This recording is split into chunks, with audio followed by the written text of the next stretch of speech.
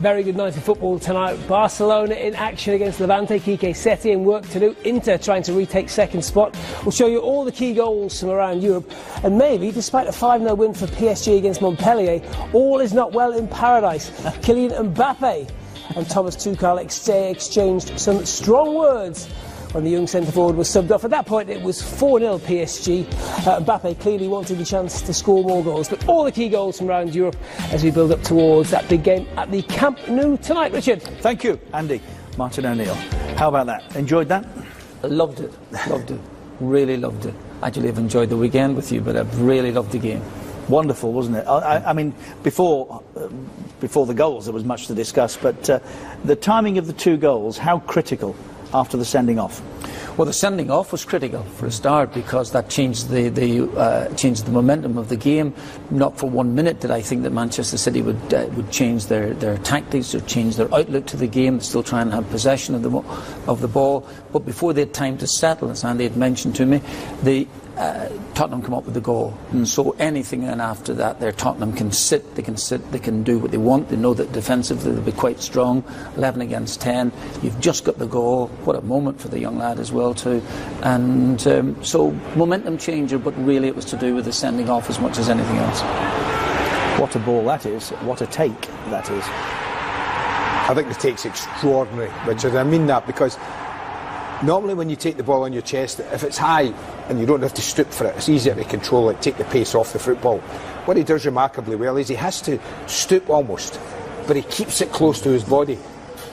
There. Yeah. See how he just softens his knees, keeps it close to his body, and then he's able. It's a fantastic finish. Just sensational.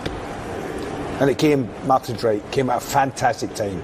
Before Pep could clear his head, before he could get his changes done, before they could settle in again. Because they're a good side with 10 men. They could still, as we saw, they could still keep possession. And that meant, Martin's right, that meant Spurs didn't have to go chasing it. They had their goal, and then they could just play whenever they got forward, on the break when they wanted. And that's a great goal by him as well too. You know, he's a super player. Super player. Has been now for the last couple of seasons. He takes this very well. Watch Walker appeal here. Yeah. There's one behind you. Yeah. Just a block. I mean, even there, Otamendi, we talked about centre-backs.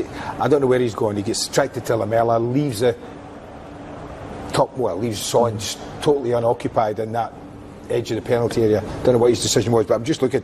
3 minutes between the sending off and the first goal. That was massive. That was massive, Richard, and it made a massive difference. When you look at Manchester City, Martin, I did say yesterday, something of a conundrum. They're not going to win the title. They're not going to finish outside of the top four, so to all intents and purposes, cruising, really, I would have thought, and concentrating wholly now on the Champions League? I think very much so. Obviously, they have to keep an eye on the league just in case, but they've got enough points there. Big win for Tottenham, obviously, because that brings them very, very close to fourth position. But you're right, I think that Manchester City will look now at the Champions League. We started at the top of the programme by talking about Guardiola saying that he would feel a failure if they didn't win the Champions League, and I think that all concentration will be in that. Of course, they're in the League Cup final as well too. I'm sure that they would like to win it, but I think all concentration now in the Champions League. Do you think that's why he took Aguero off, despite the fact they'd just conceded, and Aguero might be their best chance of getting back in it? I think he's conceded himself, but not publicly. And maybe not to his players, but his players obviously are well aware of what the situation. I think he's conceded a while ago, Richard, that the league's gone and that Liverpool are not going to come back to them. No way. So, and I've noticed that in recent weeks, people like Bernardo Silva have played less football. David Silva on the bench tonight, not used at all. Bernardo Silva got 4 minutes at the end. Players like that. And when you think of that quality, Laporte, he's not quite ready yet. That's funny. I bet if they needed 3 points tonight and chasing Liverpool, I bet he would have been ready. Yeah, that's right. You know, so I get the impression that Mendy out of his team at the moment as well. I kind of think that time Real Madrid comes along, and they've got a 2-week break coming up after the weekend. They play West Ham this next game. Be interesting to see what kind of team they pick against West Ham in the league. Right? Then they've got a 2-week break, and then they're back, and then up come Real Madrid pretty quickly after that. I think by the time Real Madrid come, Laporte will be fit. Probably Mendy will be fit. David Silva, Bernardo Silva will be available, so and Aguero will be back playing at the top end of the pitch again. So we will get our answers ongoing, but there's no doubt in my mind that he's given up on the league, and if he has to rest players, it won't be in the cup final, it won't be in the FA. Well, he'll rest players in the FA Cup depending who they're playing. They've got Sheffield Wednesday, I think, in the FA Cup. He might feel they can win that without playing his strongest side. So he'll play a team that he thinks can win it, but he won't give up in the FA Cup and League Cup. He'll play to win that, but he will definitely identify the Let's just look again at the incidents from the first half, which are not contentious anymore, but we shouldn't let go, because there's an awful lot in here that means that what I said to you yesterday is rightly going to be the case, that there are going to be... Oh, this is the first booking, isn't it? This is Raheem Sterling. There are going to be changes to VAR, so we don't need to dwell on it too much. But either of you look at that and change your mind that should have been read? I think it's just unfortunate, me. Yeah, I do. But I would have liked Mike Dean to make a decision, Richard. This is the incident that led to the penalty, which was ultimately given by Kevin Friend, who didn't give penalties yesterday for either Danny Ings or Firmino at Liverpool. 1 minute, 55 seconds later. But if he's corrected a clear and obvious error, it shouldn't take him 2 minutes to correct a clear and obvious error. Well, I mean, Andy, I repeat what I said at half-time. We saw this is the first angle he gets. How does it take him 2 minutes to decide that's a penalty? I have to agree with you, Adrian. I have to agree with you from that viewpoint. That's true. I think that initially I was a big fan of VARs. I thought, when they introduced it in the World Cup, it would essentially cut out things that should never have been a debate in the first place. But it has been a hectic. Do you know, Martin? For me, it probably does. If somebody like you was watching this decision, if you weren't with us half-time, decision to make here is either that's a penalty or Sterling should be booked for diving and go off. Okay, if they have the angle from behind the goal, which we saw and Andy highlighted. This one here. This one. And they will have that relatively quickly. I cannot see how they don't give this as a penalty. Sterling said wins it there. I don't see how they don't give this as a penalty.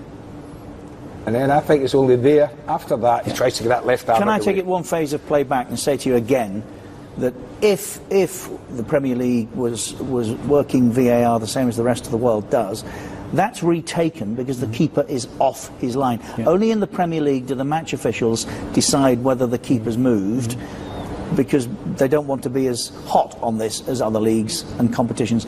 But he's off his line, and that's a retake. Yes. Yeah, that would be retaken in Europe. Yes. And it would be retaken in the European Championship. So the rest of what we're arguing about becomes an irrelevance.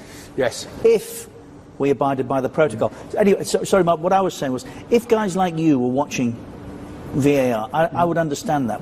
My argument all along has been that, as well as referees know the laws of the game, and they do, and there's no question. Yes.